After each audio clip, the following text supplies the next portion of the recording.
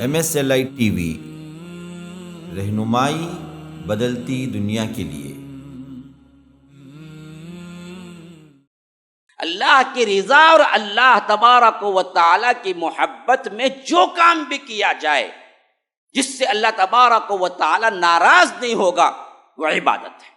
کہ تمہارا اپنا کوئی کام ذاتی کیوں نہ ہو، آپ کھا رہے ہیں بسم اللہ کہہ کے کھا رہے ہیں اور اس نیت سے کھا رہے ہیں کہ رب نے مجھے حکم دیا ہے کہ اس کی دین کی میں خدمت کر سکوں، دین کے لیے مر مٹ سکوں، اس کے لیے میں اپنی زندگی کو اپنے جسم کو طاقتور رکھنا ہے، تو رب کے حکم سے رب کے حکم کے مطابق سنت طریقے سے میں بسم اللہ کہہ کے کھا رہا ہوں، تو اللہ کی قسم آپ کا کھانا عبادت ہے۔ جب حضرت ابن مسعود باہر نکلے فجر کے لیے تو حضرت ابو موسیٰ اشعری ساتھ میں چلتے ہوئے فرمایا کہ میں آپ کو یہ خاص بات کی اطلاع دینے کے لیے آیا ہوں۔ کہا کہ کیا ہے؟ کہا کہ میں نے دیکھا کہ بعض لوگ حلقہ بنا کے بیٹھے ہوئے ہیں اور ان میں سے کوئی ایک بندہ کہتا ہے کہ کہو 100 مرتبہ سبحان اللہ، تو وہ پورے مل کے 100 مرتبہ سبحان اللہ سبحان اللہ سبحان اللہ کی تسبیح کرتے ہیں۔ پھر کچھ دیر بعد ایک اور گروپ ہے وہ جو کہتا ہے اس کا بڑا کہ کہو 100 مرتبہ لا الہ الا اللہ، تو کل ملا کے لوگ 100 مرتبہ لا الہ الا اللہ لا الہ الا اللہ لا الہ الا اللہ کہتے ہیں۔ ایسے ہی ایک دوسرا حلقہ میں نے دیکھا، اس میں وہاں کا اس کا بڑا کہتا ہے کہ کہو 100 مرتبہ الحمدللہ، تو الحمدللہ الحمدللہ الحمدللہ 100۔ اس طرح ذکر کے حلقے میں نے دیکھا جو کہ مجھے بہت عجیب لگا۔ جب یہ حلقوں میں دیکھا کہ ایک ایک بندہ ذکر کر رہا ہے الگ الگ، تو انہوں نے آ کے پوچھا کیا کر رہے ہو لوگوں؟ ان لوگوں نے کہا کہ ابو عبد الرحمن غصہ نہ کیجئے، ہم نے کوئی بری نیت سے نہیں کیا یہ کام، ہم اچھی نیت سے کر رہے ہیں، عبادت کی نیت سے۔ حضرت ابن مسعود نے فرمایا بہت سے لوگ خیر کی نیت کر کے ہی کرتے ہیں لیکن خیر تک پہنچتے نہیں ہیں، سمجھتے ہیں یہ خیر ہے، یہ ثواب کا کام ہے، لیکن ان کو ثواب ملتا نہیں ہے۔ کیوں؟ وہ اللہ کے رسول کی سنت کو چھوڑ دیتے ہیں۔ ابن مسعود رضی اللہ عنہ نے فرمایا کہ تمہیں کیا ہو گیا ہے؟ ابھی اللہ کے رسول صلی اللہ علیہ وسلم کے کپڑے پہنے ہوئے پھٹے نہیں، استعمال شدہ برتن ٹوٹے نہیں، ان کے ہزاروں صحابہ ابھی زندہ موجود ہیں، اسے تم بدعات و خرافات میں پڑ گئے۔ بعد نماز فجر افضل الذکری، پھر وہ امام صاحب بولتے ہیں 11 مرتبہ یہ لا الہ الا اللہ۔ اب پوچھو بھائی افضل الذکر ہے بھائی، ہاں افضل الذکر ہے۔ اللہ کی قسم کھا کے کہتا ہوں دوبارہ اور سہبارہ اس منبر پر کھڑے ہونے میں مجھے شک ہو سکتا ہے، لیکن افضل الذکر لا الہ الا اللہ ہونے میں مجھے شک نہیں ہے۔ لیکن 11 مرتبہ بعد نماز فجر بالجماع بآواز بلند سب مل کے لا الہ الا اللہ جو پڑھتے ہیں وہ بدعت ہے، وہ اللہ کے رسول صلی اللہ علیہ وسلم نے نہیں کی۔ ایک اللہ کی عبادت، ایک اللہ کی توحید جب تک نہیں آئے گی ہمارے اندر، کوئی عمل قابل قبول نہیں ہے۔ اسی واسطے ہم دیکھتے ہیں کہ اللہ کے رسول صلی اللہ علیہ وسلم نے سب سے زیادہ توحید پر توجہ دی اور بتا دیا کہ دیکھو یہ توحید ہوگی تو تمہارا جہاد بھی کام آئے گا، ورنہ نہیں۔ ایک صحابی آئے، کہا کہ اللہ کے رسول پہلے آپ کے ساتھ لڑو یا کلمہ پڑھو؟ کہا کہ کلمہ پڑھو پھر لڑو۔ کہا کہ نہیں، میں آپ کا ساتھ دینا چاہتا ہوں بغیر کلمے۔ کہا کہ ہمیں مشرکین کی مدد کی کوئی ضرورت نہیں ہے۔ کہا کہ میں کروں تو کیا کروں؟ کہا کہ پہلے کلمہ پڑھو پھر جہاد کو لیا۔ اگر تم کلمہ پڑھو گے اور جہاد کے لیے آؤ گے تو پھر وہ عمل قابل قبول ہے، اگر کلمے کے بغیر ہو تو پھر تمہیں جہاد میں شامل ہو کر رسول کا سپورٹ کیوں نہ کر لو، لیکن جہنم تمہارا ٹھکانہ بنے۔ ان الحمد للہ نحمده ونستعینه ونستغفره ونؤمن به ونتوکل علیہ ونعوذ بالله من شرور أنفسنا ومن سيئات أعمالنا من يهده الله فلا مضل له ومن يضلل فلا هادي له وأشهد أن لا إله إلا الله وحده لا شريك له وأشهد أن محمدا عبده ورسوله أما بعد فإن خير الحديث كتاب الله وخير الهدي هدي محمد صلى الله عليه وسلم وشر الأمور محدثاتها وكل محدثة بدعة وكل بدعة ضلالة وفي رواية وكل ضلالة في النار. فأعوذ بالله السميع العليم من الشيطان الرجيم من همزه ونفثه ونفخه. قل أفغير الله تأمروني أعبد أيها الجاهلون ولقد أوحي إليك وإلى الذين من قبلك لئن أشركت ليحبطن عملك ولتكونن من الخاسرين بل الله فاعبد وكن من الشاكرين. اللهم أرنا الحق حقا وارزقنا اتباعه وأرنا الباطل باطلا وارزقنا اجتنابه. اللهم علمنا ما ينفعنا وانفعنا بما علمتنا وارزقنا علما.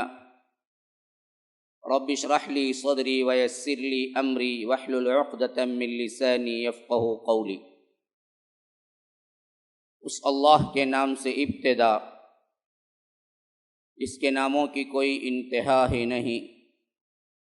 وَلَوْ أَنَّ مَا فِي الْأَرْضِ مِنْ شَجَرَةٍ أَقْلَامٌ وَالْبَحْرُ يَمُدُّهُ مِنْ بَعْدِهِ سَبْعَةُ أَبْحُرٍ مَا نَفِدَتْ كَلِمَاتُ اللَّهِ.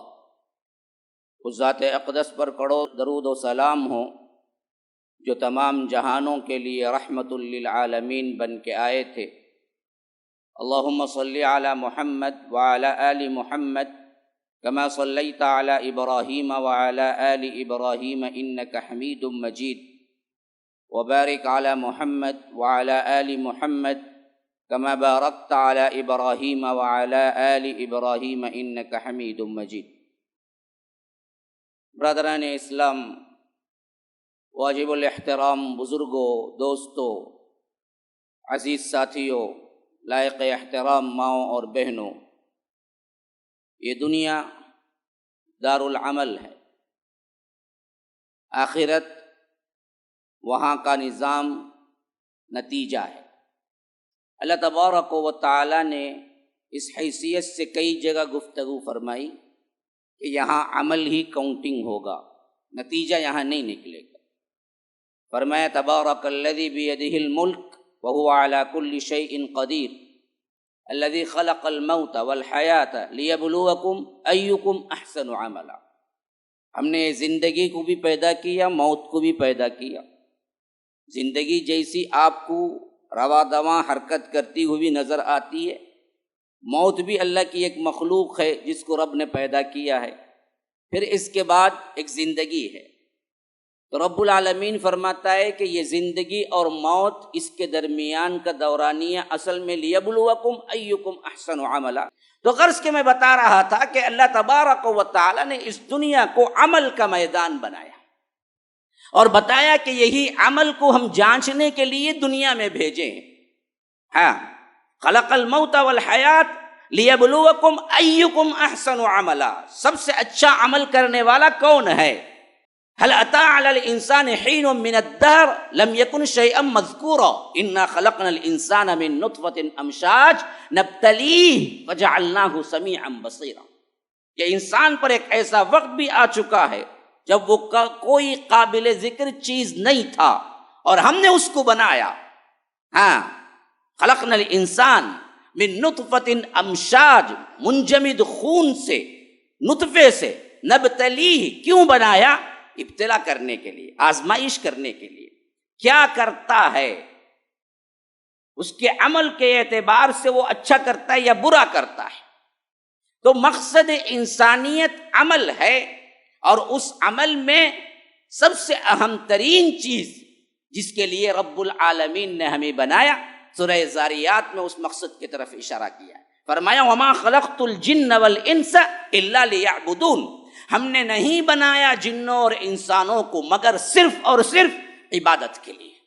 گویا کہ عمل میں بھی سب سے اہم ترین عمل عبادت ہے، جس کے لیے رب العالمین نے ہم کو بنایا، خواہ وہ آپ کی زندگی کا کوئی شعبہ ہو. اب کوئی انسان یہ بتا سکتا ہے کہ کل زندگی عبادت میں کیسے گزاریں گے، جبکہ ہمارے اپنے بھی کچھ حاجات ہیں، اپنے بھی کچھ تقاضے ہیں. ہم کھاتے ہیں، پیتے ہیں، سوتے ہیں، اٹھتے ہیں. انسانی اعتبار سے کچھ ایسے کام ہیں، ایسی کارروائیاں ہیں جن کو ہم عبادت نہیں کہہ سکتے، تو کل زندگی رب نے ہمیں عبادت کے لیے دیا ہے، تو ہم کیسے عبادت کریں؟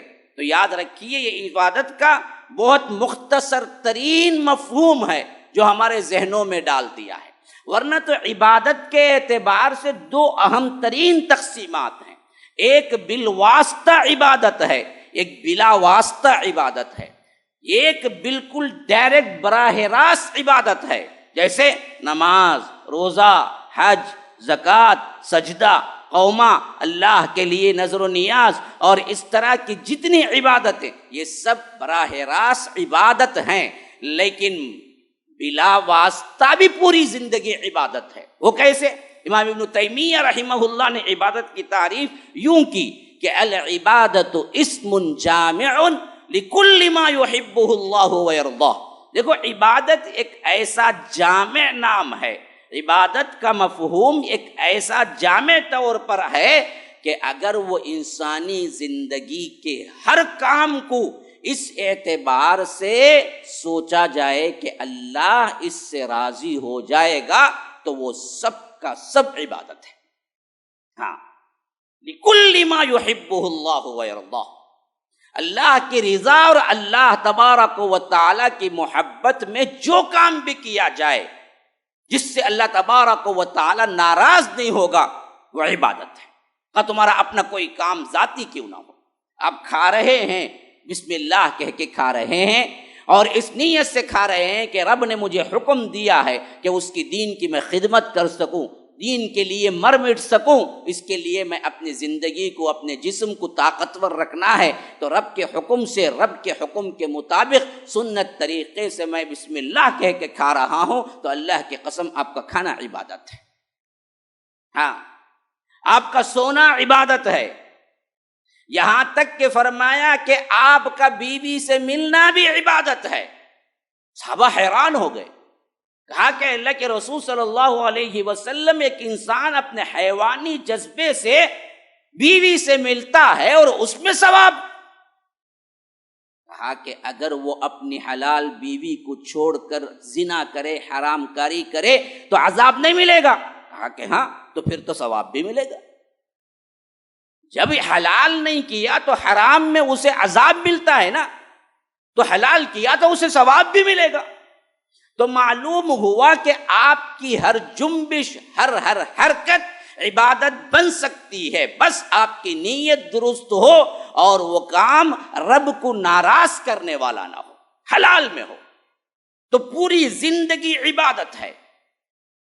بالواسطہ، بلا واسطہ، بالواسطہ ڈائریکٹ نماز، روزہ، حج، زکوٰۃ، جو بھی عبادت کی چیزیں رب نے بتائی وہ پوری عبادت ہے۔ تو فرمایا اسی واسطے کہ ہم نے جنوں اور انسانوں کو صرف پیدا ہی کیا، کس واسطے؟ عبادت کے لیے۔ اب یہ عبادت کی قبولیت کس پہ ہے؟ یہ سب سے اہم ترین موضوع ہے میرے اس جمعہ کا۔ یہ تو میں نے تمہید باندھی تھی تاکہ بات کو وہاں تک لے جاؤں، جو بولنا چاہتا ہوں وہ آپ کو سمجھ آ جائے۔ یہ پوری عبادت جس کو رب قبول کرنے والا ہے، جس کے لیے ہر مومن مسلمان کا دل دھڑکتا ہے کہ جو کچھ میں کروں، خواہ اس میں خامیاں کتنے ہی کیسے ہی کیوں نہ ہو، اللہ قبول کر لے، اور اللہ طرف چھوٹے سے چھوٹے کام کو بھی قبول کر لیا نا، وہ یاد رکھو باعث نجات ہو گیا اس کے لیے۔ اگر وہ اللہ کے لیے نہ ہو اور اللہ بڑے سے بڑے کام کو بھی رد کر دیا، وہ سب سے بڑا بدقسمت ترین انسان ہے۔ اللہ قبول کر لے، کیسے قبول کریں؟ کن شروط پہ قبول کریں؟ کل زندگی عمل ہے، اور اس عمل میں سب سے اہم ترین عبادت ہے۔ عبادت میں سب سے اہم ترین اللہ کی رضا اور محبت ہے۔ اللہ اور اس کی رضا اور اس کی محبت میں عمل کرنے والا ہر کام قبول ہو، شرط کیا ہے؟ اگر آپ سوچتے ہیں کہ میں اللہ کی محبت اور رضا سے ہی کام کیا، لیکن کل قیامت کے دن اٹھے تو رب کہتا ہے کہ تیری رضا ہو، تیری محبت تو تو نے میری رضا محبت کے لیے کیا ہو، لیکن میں پرکا کی بھی حیثیت نہیں دیتا اس عمل کو، تیری کوئی عبادت قبول نہیں ہوئی اور تو رائندہ درگاہ ہے، میرے پاس کوئی عمل تیرا قابل قبول نہیں ہے، تو کیا کریں گے؟ شروط کیا ہے؟ آپ کا عمل اللہ کے ہاں قبول ہے، اس کی گارنٹی کیا ہے؟ ہاں، اس کی چیز کیا ہے جس پر مبنی ہے یہ چیز کہ اللہ قبول کر لے؟ تو یاد رکھو یہ سب سے اہم ترین بات ہے۔ قبولیت کے اعتبار سے علماء سلف اور اصحاب رسول اللہ صلی اللہ علیہ وسلم نے جو باتیں بتائی ہیں ان تمام کا مجموعہ صرف اور صرف دو باتوں پر مبنی ہے۔ ایک ہے اخلاص اور ایک ہے، اب ذرا غور سے سن لیجیے، اتباع۔ دو چیزیں اگر ہیں تو یاد رکھو پھر وہ عمل قبول ہے، دو چیزیں اگر نہیں ہیں یا ان میں سے کوئی ایک بھی نہیں ہے تو یاد رکھو پھر وہ عمل کتنا ہی بڑا کیوں نہ ہو قابل قبول نہیں ہے۔ اس کی مثال وہ حدیث ہے جو ایک بندہ اللہ تبارک و تعالی کے پاس آخرت میں حاضر ہوگا، ہاں، سب سے بڑا مالدار ترین فرد، صدقہ و خیرات میں اتنا دیا اتنا دیا اتنا دیا کہ لوگ اسے سخی کہنے لگے۔ اللہ اس کو بلائے گا اور کہے گا کہ میں نے تجھے مال دیا، کیا کیا؟ ابو ہریرہ کی روایت بخاری کے اندر۔ تو اس نے کہا اللہ سب کچھ دے دیا تیری راہ میں، اتنا دیا اتنا دیا اتنا دیا کہ لوگ مجھے سخی کہنے لگے۔ تو اللہ تبارک و تعالیٰ کہے گا بات تو بالکل صحیح کہتا ہے، تو اتنا دیا اتنا دیا اتنا دیا، لوگ تجھے سخی کہنے لگے، لیکن یاد رکھ وہ سب کا سب تو اخلاص کے ساتھ نہیں دیا، تو یہ چاہتا تھا کہ لوگ تجھے سخی کہیں، ریاکاری کے طور پہ تو نے یہ کام کیا۔ اب میں حکم دیتا ہوں، جہنم کے فرشتوں کو حکم دے گا کہ اس کو اٹھا کے جہنم میں پھینک دو۔ یہ کہے پھر زار زار رونے لگے حضرت ابو ہریرہ۔ ایک روایت میں ہے کہ کہنے سے پہلے 3 مرتبہ بے ہوش ہوئے حضرت ابو ہریرہ رضی اللہ عنہ۔ پھر کہا کہ اس شخص کے بارے میں بھی جو لڑتے لڑتے دین اسلام کے لیے شہید ہو گیا، اللہ نے اس کو بلایا، کہا کہ میں نے تجھے جسامت دی، طاقت دی، ہمت دی، بہترین بدن دیا، تو نے مجھے میرے لیے کیا کیا؟ اس نے کہا کہ اللہ میں نے سب کچھ تیری راہ میں قربان کیا، اتنا قربانی اتنی قربانی اتنی، یہاں تک کہ میں تیری راہ میں شہید ہو گیا، لوگ مجھے شہید کہنے لگے۔ اللہ کہے گا کہ ہاں تو سچ کہتا ہے، لوگ تجھے شہید کہنے لگے، لیکن یہ سب کچھ لوگوں کے لیے کیا، اخلاص نہیں تھا اس معاملے میں، تو آج تیرے لیے کوئی عمل مقبول نہیں ہے، اور فرشتوں سے کہے گا اٹھا کے جہنم میں پھینک دو۔ شہید جہنم میں چلا گیا، مالدار جہنم میں چلا گیا۔ پھر قرآن کا ایک قاری جو سب سے بہترین قرات کرنے والا، اللہ تعالیٰ اس کو بلائے گا، پوچھے گا میں نے تجھے اچھی آواز دی تھی، تو نے کیا کیا؟ وہ کہے گا کہ میں نے اتنا پڑھا اتنا پڑھا اتنا پڑھا تیرے قرآن کو، لوگ مجھے قاری کہنے لگے۔ اسی واسطے قرہ حضرات کو چاہیے کہ وہ ڈریں اللہ سے، بناوٹی تصنع کے ساتھ بنا بنا کر قراتیں صرف لوگوں کو بتانے کے لیے اللہ تبارک و تعالی محفوظ رکھے، یہ بالکل غلط طریقہ ہے جو عام ہوتا جا رہا ہے۔ تو بہرکیف جب یہ معاملہ ہو گیا تو اللہ کہے گا کہ یہ تو نے جو عمل کیا یہ میرے لیے نہیں کیا، اس واسطے کیا کہ لوگ تجھے قاری کہنے لگے۔ کہے گا کہ اللہ تبارک و تعالی اسے بھی اٹھا کے جہنم میں پھینک دو۔ ایک قاری، ایک سخی اور ایک شہید، تینوں جہنم میں پھینک دینے کے بعد الفاظ جو ہیں وہ لرزہ دینے والے ہیں۔ وہ الفاظ کیا ہیں؟ ان تینوں سے اللہ جہنم کی آگ کو بھڑکائے گا، یعنی شروعات انہی سے ہوگی۔ جہنم کی آگ کے ایندھن بنیں گے یہ پہلے ان تینوں سے اللہ جہنم کی آگ کو بھڑکائے گا۔ حالانکہ عمل بڑے اچھے تھے. ہاں ایک شہید تھا، ایک سخی تھا، ایک قاری تھا، لیکن اخلاص فی العمل نہیں تو اللہ تبارک و تعالیٰ کے ہاں قبول نہیں، بالکل بھی نہیں. اور اتباع سنت کے اعتبار سے سب سے بڑی دلیل وہ احادیث ہیں جس میں رب العالمین نے اپنے حبیب کے ذریعے فرما دیا کہ من احدث فی امرنا ھذا ما لیس منہ فہو رد. دیکھو میرے طریقے پر میں نے جس کا حکم نہیں دیا اور تم نے اس کو بنا لیا اپنی طرف سے اس دین کے اندر، کچھ بھی ہو، خواہ وہ نماز ہو، روزہ ہو، حج ہو، زکوٰۃ ہو، قابل قبول نہیں ہے. ہاں کتنی نمازیں ہم نے بنا لی، شب برات کی نماز الگ نماز ہے، فلاں کی نماز ہے، کتنے روزے ہم نے ایجاد کر لیے، کتنی درود ہم نے ایجاد کر لیے، درود تاج فلاں تاج کمپنی کی. ہاں یہاں کتاب و سنت کے ساتھ مہر لگی ہوئی نہیں ہے. کتنی چیزیں ہم نے بنا لی، وہ سب اللہ کے ہاں قبول ہونے والی نہیں ہے ہرگز بھی. اچھا ہی عمل ہے، اس کے لیے وہ حدیث کبھی نہیں بھولنا چاہیے، دارمی کے اندر موجود ہے. بڑے غور سے سنیے،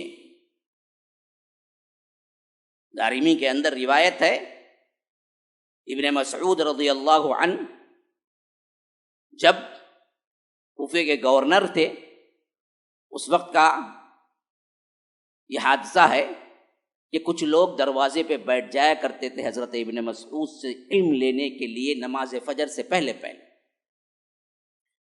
اور سب سے اہم ترین عہدے پر ابو موسیٰ اشعری نامی ایک صحابی بھی تھے.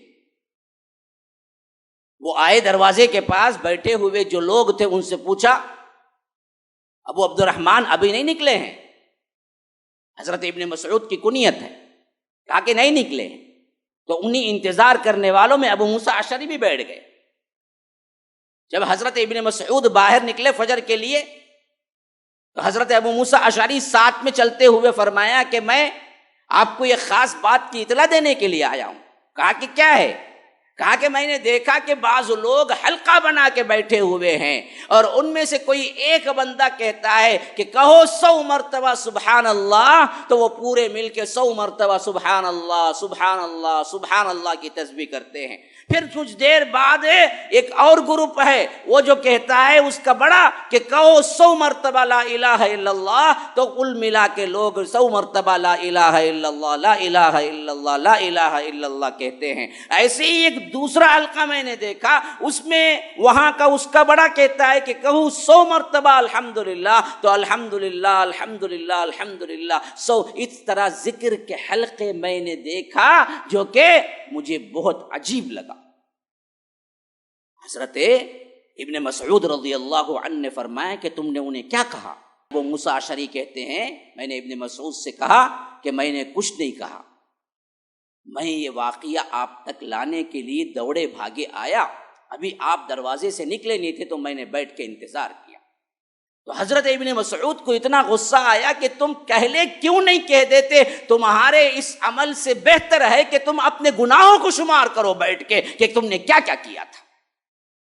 پھر اس کے بعد تیزی سے ہاتھ پکڑ کے گھر میں داخل ہوئے، مسجد میں داخل ہوئے، اور دیکھا حال وہی ہے کہ ایک طرف سبحان اللہ کے نعرے، ایک طرف لا الہ الا اللہ، ایک طرف الحمدللہ. اور آج بھی ہمارے مسجدوں میں باقاعدہ موجود ہے، بہت سی مساجد میں بعد نماز فجر افضل الذکری، پھر وہ امام صاحب بولتے ہیں لا الہ 11 مرتبہ، یہ لا الہ الا اللہ. اب پوچھو بھائی افضل الذکر ہے بھائی، ہاں افضل الذکر ہے. اللہ کی قسم کھا کے کہتا ہوں دوبارہ اور سہبارہ اس ممبر پر کھڑے ہونے میں مجھے شک ہو سکتا ہے، لیکن افضل الذکر لا الہ الا اللہ ہونے میں مجھے شک نہیں ہے. لیکن اللہ کی قسم کھا کے کہتا ہوں اس طرح پڑھنا بدعت ہے. افضل الذکر ہونے میں شک نہیں ہے، لیکن 11 مرتبہ بعد نماز فجر بالجماع بآواز بلند سب مل کے لا الہ الا اللہ جو پڑھتے ہیں وہ بدعت ہے. وہ اللہ کے رسول صلی اللہ علیہ وسلم نے نہیں کیا، کیونکہ یہی بات ابن مسعود نے سمجھائی اس وقت جب یہ حلقوں میں دیکھا کہ ایک ایک بندہ ذکر کر رہا ہے الگ الگ. تو انہوں نے آ کے پوچھا کیا کر رہے ہو لوگوں؟ ان لوگوں نے کہا کہ ابو عبد الرحمن غصہ نہ کیجئے، ہم نے کوئی بری نیت سے نہیں کیا یہ کام، ہم اچھی نیت سے کر رہے ہیں، عبادت کی نیت سے۔ حضرت ابن مسعود نے فرمایا بہت سے لوگ خیر کی نیت کر کے ہی کرتے ہیں لیکن خیر تک پہنچتے نہیں ہیں، سمجھتے ہیں یہ خیر ہے، یہ ثواب کا کام ہے، لیکن ان کو ثواب ملتا نہیں ہے۔ کیوں؟ وہ اللہ کے رسول کی سنت کو چھوڑ دیتے ہیں۔ پھر اس کے بعد جو لیکچر دیا وہ بہت ہی قابل غور ہے میرے مسلمان بھائیوں۔ ابن مسعود رضی اللہ عنہ نے فرمایا کہ تمہیں کیا ہو گیا ہے؟ ابھی اللہ کے رسول صلی اللہ علیہ وسلم کے کپڑے پہنے ہوئے پھٹے نہیں، استعمال شدہ برتن ٹوٹے نہیں، ان کے ہزاروں صحابہ ابھی زندہ موجود ہیں، ابھی سے تم بدعات و خرافات میں پڑ گئے۔ تمہیں یہ کس نے کہا کہ بالجماع بیٹھ کے بآواز بلند ذکر کرنا ہے؟ ایسے اللہ کے رسول نے کب کیا؟ اگر اس سے بہتر کام تمہارا یہ ہوتا کہ تم بیٹھ کے اپنے گناہوں کو شمار کرتے، اللہ کے ہاں روتے کہ ہم گنہگار ہیں۔ انہی بدعتوں کی وجہ سے تم گمراہ ہوگے، اور یہ گمراہی شاید ایسے ہی لوگوں کے بارے میں اللہ کے رسول صلی اللہ علیہ وسلم نے فرمایا بعض لوگ میرے بعد آئیں گے جو قرآن پڑھیں گے لیکن ان کا قرآن حلق سے نیچے نہیں اترے گا، جیسے تیر شکار سے نکل جاتا ہے اس طرح ان کے دل سے ایمان نکل چکا ہوگا۔ غلط کام نہیں کر رہے تھے، اچھا کام کر رہے تھے، عبادت کر رہے تھے، ذکر کر رہے تھے، لیکن اللہ کے رسول صلی اللہ علیہ وسلم کی سنت پہ نہیں کر رہے تھے۔ تو ابن مسعود نے اسی وقت پیشن گوئی کی یہ گمراہ لوگ ہیں، شاید انہی کے بارے میں اشارہ کیا گیا، یہ قرآن پڑھیں گے حلق سے نیچے نہیں اترے گا، اور ان کے دل سے ایمان اس طرح نکل چکا ہے جس طرح تیر شکار سے نکل جاتا ہے۔ پھر راوی بیان کرتے ہیں، ڈر جانا چاہیے ان لوگوں کو جو منمانی طور پر عبادتیں کرتے ہیں، اپنے حساب سے جو سمجھے، جو ان کے بڑے کہہ گئے۔ راوی بیان کرتے ہیں پھر ہم نے حضرت علی سے لڑنے والے اہل خوارج میں دیکھا کہ اکثر لوگ ان میں وہی تھے جو ابن مسعود نے بتایا کہ یہ وہ لوگ ہوں گے جو حلق سے نیچے قرآن نہیں اترے گا اور ایمان ان کے دل سے نکل چکا ہوگا جس طرح تیر شکار سے نکل جاتا ہے۔ یہی لوگ خوارج بنے، آگے جا کر یہی لوگ جنگ نہروان میں حضرت علی کے ہاتھوں مارے بھی گئے۔ تو بدعتوں کا سپورٹ اور بدعتوں کو ایجاد کرنا اور سمجھنا کہ یہ اللہ کے رسول صلی اللہ علیہ وسلم کا عمل ہے یا سنت ہے یا اس سے بھی بہتر ہے، تو یاد رکھو انسان گمراہی کی راہ نکلتا ہے اور یہاں تک کہ جہنم کی راہ پر اختتام ہوتا ہے اس کا۔ مرتا وہ ہے اس حیثیت سے کہ وہ ایمان سے بالکل نکل چکا ہوتا ہے میرے بھائیو۔ تو ایک ہے اخلاص فی العمل اور ایک ہے اللہ کے رسول صلی اللہ علیہ وسلم کی سنت جس کے ماتحتی میں آپ کا عمل قبول ہوتا ہے، اس کے علاوہ کوئی اور عمل قبول نہیں ہوتا۔ ان دونوں شرائط کا بیک وقت اس عمل کے اندر ہونا ضروری ہے جس عمل کو رب العالمین قبول کرتا ہے۔ اب یہ میں نے اس حیثیت سے بیان کر دیا کہ اخلاص کا ایک طرف کا معنی آپ پر واضح ہو گیا، لیکن دوسرے طرف کا ایک معنی سب سے اہم ترین ہے۔ اس اخلاص کو فاسد کرنے والا ایک عمل تو ریاکاری ہے، اور دوسرا عمل اسی اخلاص کے اندر آتا ہے، وہ یہ کہ اللہ کے لیے خالص نہ ہو، اس کے اندر کسی اور کی خوشنودی شامل ہو جائے یا کسی اور کی شراکت ہو جائے۔ یہ بھی رب العالمین کے پاس قابل قبول نہیں۔ ایک ہے کہ لوگوں کو بتانے کے لیے عمل کیا جائے، یہ ہے ریاکاری فی العمل، ہاں ریا۔ ایک ہے جیسے اللہ کو خوش کرنا ہو ویسے کسی اور بابا کو، ولی کو، قبر کو، جھنڈے کو، بنڈے کو خوش کرنے کے لیے شراکت ہو جائے، شریک بنا لیا جائے۔ ریاکاری سے بھی بڑھ کر یہ عمل ہے جس کو رب العالمین کبھی قبول نہیں کرتا۔ اسی واسطے امام محمد بن عبد الوہاب اپنی کتاب التوحید میں لکھتے ہیں وما خلقت الجن والانس الا لیعبدون کے تحت کہ اصل میں اس کو سمجھنا ہے تو ایک معنی اس کا یہ ہے کہ ہم نے نہیں پیدا کیا جنوں اور انسانوں کو عبادت کے لیے، ای لیوحدون، عبادت کے لیے کا مطلب کیا ہے؟ توحید کے لیے پیدا کیا۔ کیوں؟ توحید کے بغیر کوئی عمل قابل قبول نہیں ہے۔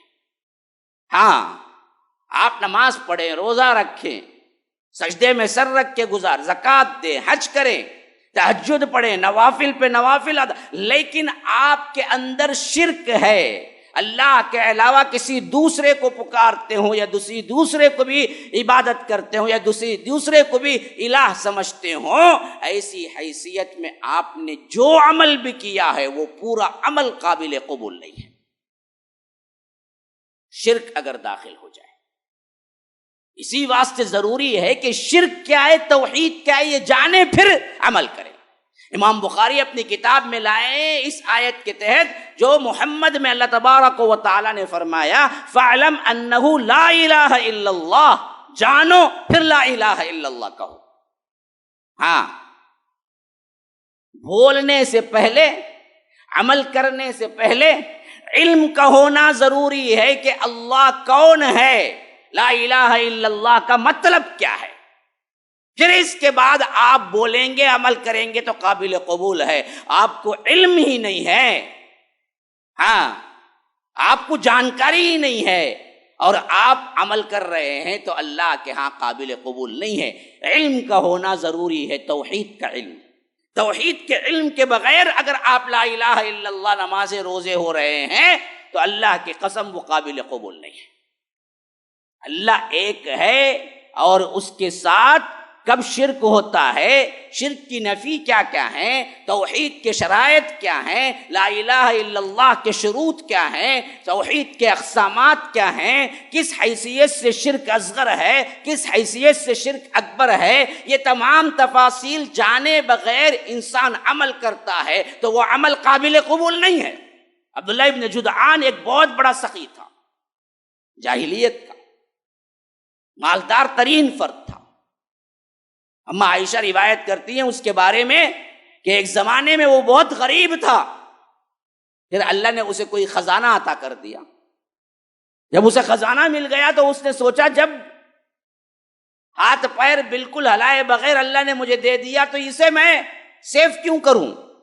اس کے اندر سخاوت آ گئی، اور اتنی سخاوت تھی کہ پورے مکے میں اس جیسا سخی کوئی نہیں تھا، اتنی سخاوت، اور سخاوت کے اندر اس کے اندر نرمی بھی آ گئی۔ نرمی اس حیثیت سے کہ وہ عرب جاہلیت میں دیکھتا تھا کہ لڑکیوں کو زندہ درگور کر دیتے ہیں، اسے بڑا دکھ ہوتا تھا۔ تو عبداللہ ابن جدعان کئی لوگوں کے پاس سے، ان کے اپنے باپوں کے پاس سے ان کی بیٹیوں کو بحفاظت لے آیا۔ وہ بولتا تھا کہ دیکھو اس کا خرچہ اٹھانے میں تمہیں تکلیف ہے، اس بات سے تم زندہ گاڑ رہے ہو۔ وہ کہتا تھا کہ ہم کو یہ بھی تکلیف ہے کہ ہم اس کے خرچ اٹھائیں گے، بڑا کریں گے، اور الٹا یہ بڑی ہو کے ہماری بدنامی کا سبب بنے گی۔ ایک تو یہ بھی ہے، دوسرا ہم یہ بھی نہیں چاہتے کہ ہم لڑکی کے باپ کہلائیں، اس واسطے بھی ہم زندہ درگور کر رہے ہیں۔ تو عبداللہ ابن جدعان کہتا تھا کہ دونوں چیزیں میں ذمہ داری لیتا ہوں، میں تمہارا نام بھی نہیں بتلاتا لوگوں کو کہ فلاں کی لڑکی ہے، اور پورا خرچہ بھی میں برداشت کرتا ہوں، مجھے دے دو، لیکن زندہ دفن نہ کرو بچیوں کو۔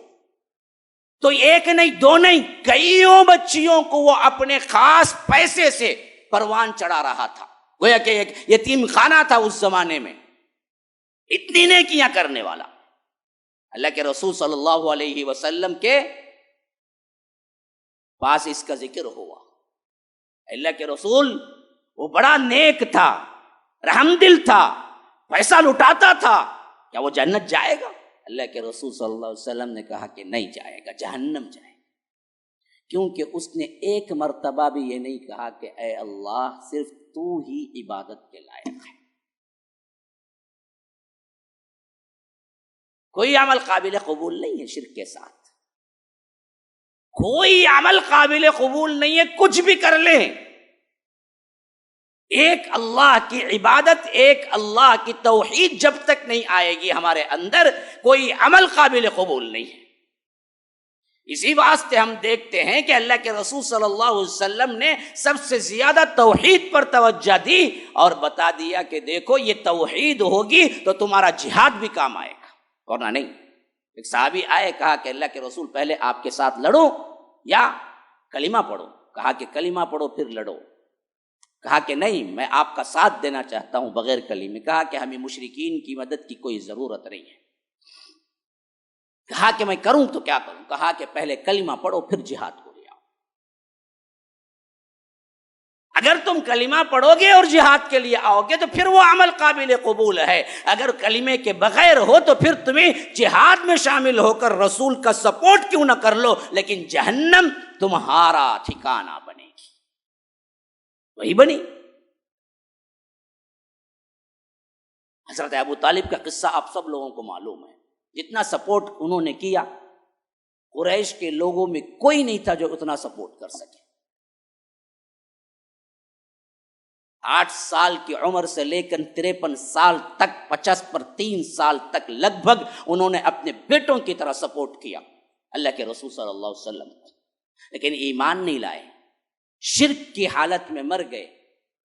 تو اللہ کے رسول صلی اللہ علیہ وسلم نے فرمایا کہ باوجود میں دعا کرنے کے اللہ تبارک و تعالی انہیں جہنم ہی میں رکھا ہے۔ ہاں، عذاب میں تھوڑی سی کمی ہوئی کہ اگر میں نہ ہوتا تو وہ جہنم کے نچلے گڑھے میں ہوتے، لیکن اصل میں میرے دعا سے جہنم ہی میں ہے، لیکن ہلکا عذاب ہے کہ انہیں آگ کے جوتے پہنائے گئے ہیں، جس کی وجہ سے ان کا دماغ بھی کھول رہا ہے، جہنم سے نکلے نہیں۔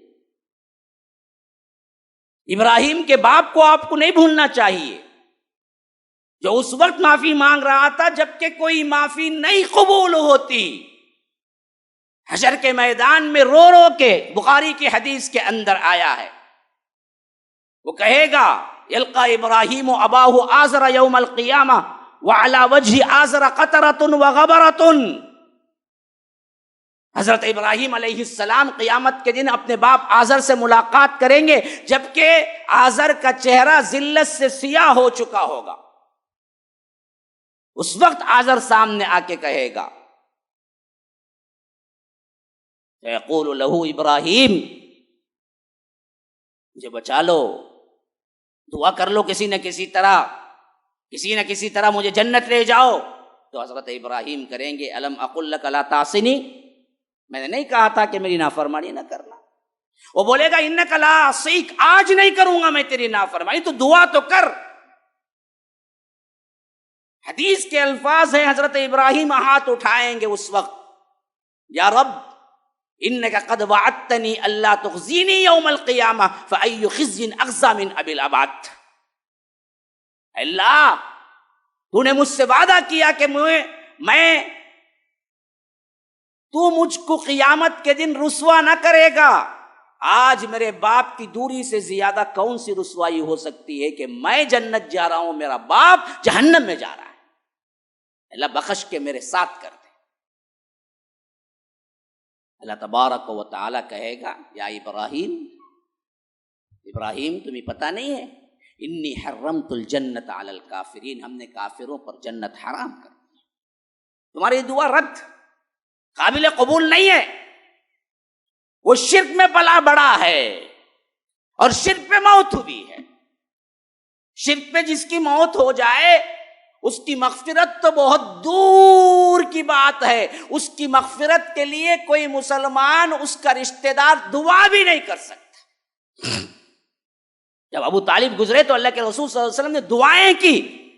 سورہ توبہ میں یہ آیت نازل ہوئی کہ ما کان للنبی والذین آمنوا ان یستغفروا للمشرکین ولو کانوا اولی قربى من بعد ما تبین لهم انهم اصحاب الجحیم وما كان استغفار ابراہیم لابیہ الا عن موعدۃ وعدها ایاہ فلما تبین له انه عدو للہ تبرأ منہ ان ابراہیم لعلیم اواہ منیب۔ دونوں باتیں اللہ تبارک و تعالی نے ایک ہی جگہ لائی۔ کہا کہ کسی نبی کے لیے یہ سزاوار نہیں ہے کہ وہ دعائے استغفار کرے، وہ خواہ آپ کا رشتہ دار ہی کیوں نہ ہو۔ مشرکین کے لیے دعائے استغفار بھی آپ نہیں کر سکتے اللہ کے رسول۔ ابو طالب کے لیے آپ یہ بھی نہیں کہہ سکتے کہ اے اللہ میرے چچا ابو طالب کو معاف کر دے، مغفرت کر دے، یہ بھی نہیں کہہ سکتے۔ کیوں؟ اللہ نے اجازت نہیں دی، خواہ وہ تمہارے رشتہ دار ہی کیوں نہ ہو۔ ہاں، ابراہیم نے اپنے باپ سے جو وعدہ کیا تھا کہ میں تمہارے لیے استغفار کروں گا، اس کو بھی دلیل نہیں بنا سکتے۔ اگلی آیت میں فرمایا وَمَا كَانَ اسْتِغْفَارُ إِبْرَاهِيمَ لِأَبِيهِ إِلَّا عَن مَّوْعِدَةٍ وَعَدَهَا إِيَّاهُ، ابراہیم جب جاتے ہوئے فلسطین کی طرف باپ سے وعدہ کیا تھا کہ میں تیرے لیے دعا کروں گا، یہ دلیل کر کے آپ مشرک کے لیے استغفار نہیں کر سکتے۔ کیوں؟ فَلَمَّا تَبَيَّنَ لَهُ أَنَّهُ عَدُوٌّ لِلَّهِ تَبَرَّأَ مِنْهُ، ابراہیم نے اس وقت کہا تھا جب ان کو معلوم نہیں تھا کہ اس کی موت شرک پر ہی ہوگی، لیکن جب موت ہی شرک پر ہو گئی، جب مر گیا آزر، تو پھر تو حضرت ابراہیم نے تبرأ من، ہاتھ اٹھا لیے، کہا کہ اب میں استغفار نہیں کروں گا اس کا۔ وہ اس وقت کی بات تھی جب وہ زندہ تھا باپ، تو تب کہا کہ انہوں نے تیرے لیے مغفرت کی دعا کروں گا، لیکن جب مر گیا اور معلوم ہو گیا مرا بھی کس پہ؟ شرک پہ ہی مرا، تو اللہ کہتا ہے تبرأ من، پھر تو انہوں نے ہاتھ اٹھا لیا، تبرہ کر لیا، انہوں نے کیا ہے دعائے مغفرت چھوڑ دی۔ یہ دلیل بھی نہیں آ سکتی تم۔ شرک اتنا بڑا گناہ ہے، یاد رکھو کہ دعائے استغفار کی بھی اجازت نہیں ہے۔ یہی وجہ ہے کہ حضرت نوح کے بیٹے کی مثال رکھ لو ہمیشہ، اللہ تبارک و تعالی ان سے بھی وعدہ کیا تھا انہیں بچائے گا۔ ہاں، کشتی بناؤ، کشتی بنائی گئی، تمام دنیا کو مٹانے کا فیصلہ تھا تو حکم ہوا کہ ایک ایک جوڑے کو اندر شامل کر لو۔ ہاں، وفارت النور قل نحمل فيها من كل زوجين اثنين واهلك الا من سبق عليه القول ومن آمن وما آمن معه الا قليل۔ چرند پرند جانور حیوان درندے پرندے سب کا ایک جوڑا کشتی میں رکھ لو، اور ایمان والوں کو بھی اندر لے لو، اور ایمان والے تمہارے ساتھ بہت ہی کم ہی آئیں گے۔ وما آمن معه الا قلیل۔ وقال اركبوا فيها بسم الله مجريها ومرساها۔ پھر بارش شروع ہو گئی، اوپر نیچے ہر طرف سے پانی ہی پانی، تو وہ کشتی چلنے لگی۔ تو حضرت نوح نے کہا کہ اس کا چلنا اور ٹھہرنا اللہ کے نام سے، ارکبوا فیہا بسم اللہ مجریہا ومرساہا ان ربی لغفور الرحیم، میرا رب بڑا ہی مغفرت کرنے والا، رحم کرنے والا ہے۔ وہی تجری بہم فی موج کالجبال۔ اللہ کہتا ہے پھر ہوا یہ کہ ایسی شدت کی بارش تھی، آندھی تھی، ایسا پانی نکل رہا تھا کہ اس پانی سے ایک ایک بھی جو موج نکل رہی تھی وہ پہاڑ کی مانند تھی۔ وہی تجری بہم فی موج کالجبال۔ ایسے وقت میں باپ نے اپنے بیٹے کو دیکھا جو مشرک تھا، وَنَادَى نُوحٌ ابْنَهُ وَكَانَ فِي مَعْزِلٍ يَا بُنَيَّ ارْكَب مَّعَنَا۔ انہوں نے کہا کہ بیٹا آج میرے ساتھ تو داخل ہو جا، چڑھ دے اس کشتی میں تاکہ تو بچ جائے۔ وَلَا تَكُن مَّعَ الْكَافِرِينَ، کافروں کے ساتھ نہ ہو جانا۔ تو بیٹے نے کہا کہ سآوی إِلَى جَبَلٍ يَعْصِمُنِي مِنَ الْمَاءِ، یہ جو پہاڑ بہت اونچا سب سے ہے، میں وہاں چلا جاؤں گا، وہاں کھڑا ہو جاؤں گا، وہ مجھے بچا لے گا، میں اوپر پہنچ جاؤں گا، وہاں تک کہاں پانی آئے گا۔ تو نوح نے کہا کہ لا عاصم اليوم من امر اللہ الا من رحم وحال بینہم الموج فکان من المغرقین، کہ انہوں نے کہا کہ آج اللہ کے علاوہ کوئی تجھے بچانے والا نہیں ہے۔ ابھی یہ بات چیت ہو رہی تھی کہ ایک بہت بڑی موج پانی سے اٹھی اور حضرت نوح کے آنکھوں کے سامنے ان کے بیٹے کو لے کر ڈوب گئی۔ فکان من المغرقین، ڈوبنے والوں میں سے ہو گیا۔ پھر کشتی چلتی رہی، پتہ نہیں کتنے دن چلتی رہی، بارش ہوتی رہی، زوردار ترین بارش، پانی ہی پانی پوری دنیا کے اندر۔ وقیل یا ارض ابلعی ماءک ویا سماء اقلعی وغیض الماء وقضی الامر واستوت علی الجودی وقیل بعدا للقوم الظالمین ونادى نوح ربہ فقال رب ان ابنی من اہلی۔ بارش کھڑی، یہ جودی پہاڑ پہ ٹکی، حضرت نوح نیچے اترے ایمان والوں کے ساتھ، درد دل غم سے بھرا ہوا اپنے بیٹے کے لیے، پکارا تو پکارا کہ اے رب تو نے میرے بیٹے کو بھی غرقاب کر دیا. فقال رب ان ابنی من اہلی، اللہ میرا بیٹا میرا اپنا خاندان ہے. وَإِنَّ وَعْدَكَ الْحَقِّ، اور تیرا وعدہ حق ہے. وَأَنْتَ أَحْكَمُ الْحَاكِمِينَ، تو تمام حاکموں کا حاکم ہے. تو نے وعدہ کیا تھا کہ میرے خاندان کو بچا لے گا، لیکن میرا خاندان کا میرا اپنا بیٹا میرے آنکھوں کے سامنے ڈوب گیا، اور تو وعدہ خلافی نہیں کرتا. تیرا وعدہ تو حق ہے، لیکن کیوں ڈوبا میرا بیٹا؟ وَإِنَّ وَعْدَكَ الْحَقِّ وَأَنْتَ أَحْكَمُ الْحَاكِمِينَ. اللہ نے جواب دیا قال یا نوح انہ لیس من اہلک، اے نوح یہ تیرا بیٹا نہیں ہے.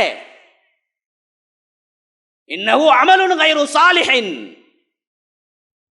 اس کا عمل غیر صالح تھا، یہ مشرک تھا. مشرک مومن کا کوئی رشتہ نہیں، خواہ بیٹا ہی کیوں نہ ہو. تیرا بیٹا نہیں ہے یہ. فلا تسألنی ما لیس لک بہ علم، وہ سوال مجھ سے نہ کر جس کے بارے میں تجھے علم نہیں ہے. انی اعظک ان تکون من الجاہلین، میں تمہیں واز کرتا ہوں کہ تم جاہلوں میں سے نہ ہو جانا. حضرت نوح پکار اٹھے، تھرا اٹھے، کانپ اٹھے، فوری دعا کی انی اعوذ بک ان اسألک ما لیس لی بہ علم، اللہ میں پناہ میں آتا ہوں تیرے کہ میں ایسے سوال کروں جس کا مجھے علم نہیں ہے. وَإِلَّا تَغْفِرْ لِي وَتَرْحَمْنِي أَكُنْ مِنَ الْجَاهِلِينَ، اللہ تو معاف نہ کرے گا، تو مغفرت نہ کرے گا میری، تو میں جاہلوں میں سے ہو جاؤں گا. اپنے بیٹے کو مانگنا کہ اے اللہ میرا بیٹا میرا خاندان ہے، یہ گناہ ہے، لیکن شرک کے سلسلے میں یہ بھی گناہ ہو گیا. مشرک بیٹے کے بارے میں سفارش کو اللہ نے قبول نہیں کیا، بلکہ تنبیہ کر دی کہ دیکھو جاہلوں کی سی باتیں نہ کرنا، اگر تم دوبارہ ایسی باتیں کرو گے تو تم جاہلوں میں سے شمار ہو جاؤ گے. اور حضرت نوح نے کوئی ڈیبیٹ نہیں کی، کوئی مناظرہ نہیں کیا، کوئی چیلنج نہیں کیا، کوئی بات نہیں رکھی، کوئی حجت نہیں پکڑی، بلکہ فوری طور پر اس بات کو قبول کیا اور کہا کہ اللہ میرے ہاتھ سے غلطی ہو گئی، میں پناہ میں آتا ہوں اس طرح کی باتوں سے، اور تو مغفرت نہ کرا، تو مجھ پر رحم نہ کیا تو پھر تو میں جاہلوں میں سے ہو جاؤں گا. تو اللہ نے معاف کر دیا. تو یہ ہے اصل میں شرک کی سنگینی اور نجاست، اور اللہ کے ہاں اس کی خطرناکی. اگر یہ ملا ہوا ہے تمہاری کوئی عبادت قبول نہیں ہے، صرف اس کی رتی برابر سپورٹ دیکھیے. حضرت نوح کے تمام تر اعمال کو اللہ نے ایک طرف رکھا، حالانکہ فرمایا کہ انہو، یہ نوح کون ہے؟ سب سے زیادہ شاکر ہے. ہاں، ذریۃ من حملنا مع نوح انہ کان عبدا شکورا، میرا عبادت گزار بندہ ہے نوح. لیکن پھر بھی انہوں نے صرف شرک کی سپورٹ میں اتنا کہا کہ اے اللہ میرے بیٹے کو بھی میرے ساتھ کر دیتا، تو اللہ نے وہ تمام عبادتیں ایک طرف رکھ دی. کہا کہ نوح جاہلوں کی سی باتیں نہ کر. گویا کہ معلوم ہوا شرک کے مقابلے میں اللہ تبارک و تعالی رتی برابر بھی کسی کے لحاظ سے کوئی رحم کرنے والا نہیں ہے، 100% جہنمی ہے. لیکن آج ہم کو پتہ ہی نہیں ہے کہ شرک کیا کیا ہے، توحید کیا ہے، جس کا جاننا انتہائی ہر مسلمان پر ضروری ہے. یاد رکھو، اس کے بغیر تمہارے عمل کوئی قبول نہیں ہے. قبولیت کے اعتبار سے یہ علم کا جاننا ضروری ہے کہ شرک اور توحید. اسی واسطے ہم نے کیا کیا ہے، آپ کے لیے کورس عقیدت الاسلامیہ، جس کا ڈیٹیل میں آگے بیان کروں ہمارے جمعہ کی جماعت کے بعد. لیکن یہ اس واسطے میں نے اتنا بڑا لمبا خطبہ آپ کے سامنے رکھا کہ حقیقت کو پہچانے کہ عمل آپ کو قبولیت کے درجے میں وہی لا سکتا ہے جو توحید والا ہو. توحید کے علاوہ اگر آپ نے عمل کیا، پوری زندگی سجدے میں سر رکھ کے بھی گزار لیا، رب کے ہاں قابل قبول نہیں. اس کی بڑی 3 مثالیں آپ کے سامنے میں بیان کر دیا کہ نوح اپنے بیٹے کو نہ بچا سکے، ابراہیم اپنے باپ کو نہ بچا سکے، محمد الرسول اللہ صلی اللہ علیہ وسلم اپنے چچا ابو طالب کو نہ بچا سکے، نہ اللہ کے رسول صلی اللہ علیہ وسلم نے اس کی گارنٹی لی کہ میری امت کا ہر فرد جو بھی کر کے آئے گا اللہ تبارک و تعالی مجھے شفاعت کی اجازت دے گا. نہیں، صرف ان لوگوں کے لیے دے گا جو عبادت میں اللہ کے ساتھ شریک جو نہیں کیے ہیں. بقیہ شرکیہ اعمال کرنے والوں کو کوئی شفاعت نہ رسول کی، نہ کسی نبی کی، نہ کسی ولی کی، نہ کسی صالح انسان کی، کوئی شفاعت کام نہیں آئے گی. کام آئے گا تو سب سے پہلے توحید. توحید ہو تو سب مل سکتا ہے، خواہ گناہ کتنے ہی کیوں نہ ہوں، لیکن عبادتیں کتنے ہی کیوں نہ ہوں، اگر اس میں توحید نہیں ہے، شرک ہے، تو پھر یاد رکھو 1% بھی اللہ کے ہاں قابل قبول نہیں ہے وہ عمل. اللہ ہی نیک توفیق دینے والا ہے. ھذا وباللہ التوفیق وصلی اللہ وسلم علی نبینا محمد. اسأل اللہ لی ولکم ولسائر المسلمین من کل ذنب فاستغفروہ انہ هو الغفور الرحیم.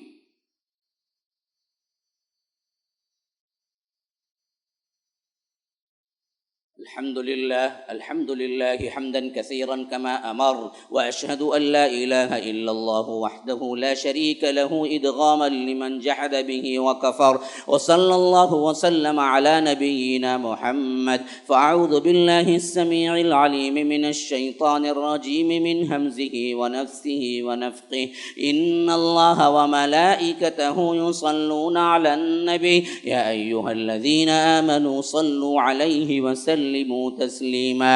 اللهم صل على محمد وعلى آل محمد كما صليت على إبراهيم وعلى آل إبراهيم إنك حميد مجيد. وبارك على محمد وعلى آل محمد كما باركت على إبراهيم وعلى آل إبراهيم إنك حميد مجيد. وصل على جميع الأنبياء والمرسلين والملائكة المقربين والخلفاء الراشدين خصوصا منهم أبي بكر وعمر وعثمان وعلي رضوان الله تعالى عن الصحابة كلهم أجمعين. فأعوذ بالله من الشيطان الرجيم. إن الله يأمر بالعدل والإحسان وإيتاء ذي القربى وينهى عن الفحشاء والمنكر والبغي يعظكم لعلكم تذكرون. اذكروا الله يذكركم وادعوه يستجب لكم ولذكر الله أكبر واللہ یعلم ما تصنعون. السلام علیکم ورحمۃ اللہ وبرکاتہ. حاضرین، ابھی جیسا کہ میں نے جمعہ میں اشارہ کیا، عقیدہ کا جو کورس یہاں پر شروع ہونے والا ہے اس کی اہمیت پر ہی میں نے پورا خطبہ دیا ہے. عقیدے کو سیکھنا چاہیے، جاننا چاہیے، کیا شرک ہے، کیا توحید ہے، کن باتوں کے اصول سے اسلام پر رہتے ہیں، کن باتوں کے اصول سے اسلام سے نکل جاتے ہیں. یہ تمام چیزیں ان فرائض علم میں سے ہیں جن کا سیکھنا ہر مسلمان پر ضروری ہے. اور اللہ کے فضل و کرم سے کئی سالوں سے ہم نے یہ کورسز مسلسل یہاں پر انتظام کیے ہیں. یہ دورانیہ گزشتہ 1-2-3 سالوں سے چھوٹ گیا تھا. مسجد آنے کے بعد انشاءاللہ یہ پہلا دورانیہ ہے جو ہم شروع کر رہے ہیں کہ آپ کی سہولت کے مطابق ہم نے صرف ہفتے میں 3 دن رکھا ہے. کورس کی تفصیل آپ کے سامنے میں مختصراً بیان کر دیتا ہوں. جمعہ، ہفتہ، اتوار یہ تینوں دن نہیں ہیں، اور اسی طرح جمعرات کے دن بھی نہیں ہیں. صرف 3 دن آپ لیتے ہیں، پیر، منگل اور چہارشنبہ. ٹائمنگ آپ کے مناسب حیثیت سے شام میں رکھا ہے ہم نے 7 سے 9. 7 سے 9 2 گھنٹے، صرف ہفتے میں 3 دن 30 آورز کورس ہے. مرد حضرات کے لیے خالص یہاں پر آف لائن حاضر ہونے کا کورس ہے. خواتین کے لیے اپنے گھروں میں رہ کے پڑھ سکتے ہیں. وہی چیز آن لائن ان لوگوں کے لیے دی جا رہی ہے، لیکن مرد حضرات کے لیے آن لائن نہیں ہے، آف لائن کورس ہے. یہاں پر آنا ہے انشاءاللہ. میں ہی میڈیم آف کورس اردو میں ہوگا، آپ کو لوں گا درس، اور صالح فوزان کی کتاب التوحید، اس کے نکات آپ کے سامنے پیش کیے جائیں گے. ہفتے میں صرف 3 دن ہے، بقرعید سے بہت پہلے 2 ذی الحجہ کو یہ مکمل ہو جائے گا، اور شروع ہونے کی جو تاریخ ہے وہ 22 میں، یعنی آنے والا اگلا نہیں، آنے والا جو پیر ہے اس پیر سے انشاءاللہ کورس شروع ہوگا، اور آپ کے پاس پورا وقت ہے سوچنے کا، سمجھنے کا، داخلہ لینے کا۔ آپ کثرت سے آئیے۔ خصوصیت کے ساتھ میں ان لوگوں سے کہتا ہوں جو یہاں پر اعتکاف رہے، ان نوجوانوں سے خطاب ہے جو یہاں پر اعتکاف رہے، اور ان لوگوں سے بھی خطاب ہے جو یہاں پر آخری میں ممبر بنے، رمضان المبارک کے آخری میں اپنے ناموں کو دیا، اور یہ ممبر جو دین کا کام کرنے کے لیے، ساتھ دینے کے لیے انہوں نے نام دیا، ان کا سب سے پہلا اسٹیپ یہی ہونا چاہیے کہ وہ عقیدہ سیکھے۔ تو اس حیثیت سے بھی ہم نے خصوصی دعوت ان دونوں گروپس کو دے رہے ہیں، اور خواتین میں جو کچھ بھی سیکھنا چاہتے ہیں وہ آن لائن میں اس کی رجسٹریشن کے بعد ان لوگوں کو آئی ڈی دی جائے گی جس کے ذریعے سے وہ سیکھ سکتے ہیں۔ بقیہ کچھ اور بھی چیزیں آپ کو بہت ضرورت کی ہیں تو وہ ریسیپشن میں آپ پوچھ لیں یا ہمارے ذمہ دار افراد سے پوچھ لیں۔ میں نے ایک خاکہ آپ کو دے دیا ہے جو کورس کا ہے، اور عمر 15 اینڈ ابو ہے، جو چاہے داخل ہو سکتے ہیں، بچوں کے لیے نہیں ہے۔ جزاکم اللہ خیر۔ السلام علیکم ورحمۃ اللہ وبرکاتہ۔ سامعین، ناظرین، مرکز السلام 2009 سے جو قائم ہوا، مسلسل اپنی ایکٹیویٹیز میں آگے بڑھ رہا ہے۔ یہ بات آپ کو میں بتانا چاہتا ہوں کہ جتنے ایکٹیویٹیز یہاں پر ہو رہے ہیں، حتیٰ کہ مسجد السلام بھی اسی مرکز کے تحت آتی ہے، یہ سب اللہ تبارک و تعالی کے فضل اور مدد کے بعد آپ لوگوں کے چندے سے چلتے ہیں، آپ لوگوں کے عطیات سے چلتے ہیں۔ الحمدللہ کبھی کوئی کمی نہ رہی۔ جب بھی میں اعلان کیا کسی ضرورت کے تحت، اللہ تبارک و تعالی کے فضل و کرم سے آپ لوگ آگے بڑھ کے آئے، اس کمی کو پورا کیے، یہاں کے ہوں یا کہیں اور کے ہوں یا میڈیا میں سننے والے ہوں۔ اللہ تبارک و تعالی نے یہ مقبولیت دی ہے کہ رب العالمین دلوں میں انفاق کا جذبہ ڈالا ہے۔ ہمارے مراکز کے تحت خاص طور پر ہمارے جو ادارے چل رہے ہیں، وہ ٹرپلیکین میں بھی ایک ہے، یہاں مسجد قائم ہوئی ہے، یمار نگر میں بھی ایک ہے، اور اس کے ماتحتی میں ادارے کے حساب سے وہاں پر کلاسز جاری ہیں، تفسیر اور قرآن پڑھانے کے الگ کلاسز ہیں، حفظ کے الگ کلاسز ہیں، خود یہاں پر مدرسہ ہے۔ تو یہ تمام چیزوں کا خرچہ جو ہے وہ 1,80,000 روپے پر منتھ آ رہا ہے، اور ان اخراجات کے لیے آپ اپنی زکوٰۃ بھی دے سکتے ہیں۔ مسجد کے لیے نہیں دینا چاہیے، لیکن مسجد میں جو ایکٹیویٹیز ہو رہے ہیں، جو تنخواہیں ہو رہے ہیں، ان میں دینے کے لیے کوئی حرج نہیں ہے، تو آپ اس کی زکوٰۃ یہاں پر ادا کر سکتے ہیں، اپنی اپنی زکوٰۃ۔ دوسرے، زکوٰۃ کے علاوہ ڈونیشن، صدقات کو اللہ کی راہ میں نکالیے، تاکہ ہمارے اخراجات 12 مہینے کے اگر ہم کو جمع ہو جائیں پیسے، تو اللہ کے فضل سے ہمارے ایکٹیویٹیز بڑھانے میں بڑی آسانی ہوگی۔ آنے کا خرچہ ذہن میں، جانے کا خرچہ ذہن میں، پھر ذمہ داریاں ذہن میں، پھر میں پڑھوں پڑھاؤں، پھر کیا ہے میرے اپنے دورے ہوں، پھر آپ کو کیا ہے تعلیمات ہوں، درس ہوں، اتنا سب کچھ اگر ذہن میں ہے تو پھر حالت میری اپنی کیا ہوتی ہے وہ مجھے ہی معلوم ہے۔ پہرے کیف ہمارا معاملہ اللہ سے ہے، صرف ریکویسٹ اتنی ہے کہ آپ دل کھول کے یہ کچھ نہ کچھ دیتے جائیں، کیونکہ بڑے ہی بہترین دن اور رات آ رہے ہیں۔ جو ہو سکتا ہے دیجئے، یا کوئی 50,000، 1,00,000، کوئی ایک دن کا بھی اٹھاتا ہے 1,00,000، ایک مہینے کا 1,80,000 لے لیتا ہے، تو یاد رکھیے ہم 1 مہینے کے لیے فری ہو جائیں گے۔ یہاں پر مدارس جو چل رہے ہیں اور استادوں کی جو تنخواہیں ہیں، یہاں بورڈنگ کے اعتبار سے جو کھانے کا ارینجمنٹ ہے، جو رمضان المبارک میں جو کچھ جمع شدہ رقم ہوتی ہے اس کو لے کے ہم آگے بڑھتے ہیں۔ فیس بطور نام کی لیتے ہیں، جو دینا چاہے یا جو دے سکتا ہے بندہ۔ کئیوں کی ہم فیسز معاف کرتے ہیں، کئیوں کو ہم 1,000 روپے 1,500 روپے بھی لے کے ہم نے کیا کیا تھا، اس سال چلایا تھا، جس میں کئی چیزیں، کئی طلبہ اس میں ہمارے ماتحتی میں پڑھ رہے تھے۔ آج آپ سے ایک گزارش یہی رکھ رہا ہوں میں، ان تمام ایکٹیویٹیز کے لیے اپنے عطیات، اپنے صدقات، ڈونیشن کے ساتھ ساتھ آپ زکوٰۃ بھی دے سکتے ہیں۔ نمبر 1، مرکز کو زکوٰۃ دی جا سکتی ہے، مسجد کی تعمیر کو نہیں دی جا سکتی ہے، مسجد کے ماتحتی میں چلنے والے اداروں اور تنخواہوں کو دی جا سکتی ہے۔ تو اس حیثیت سے آپ مدد کریں۔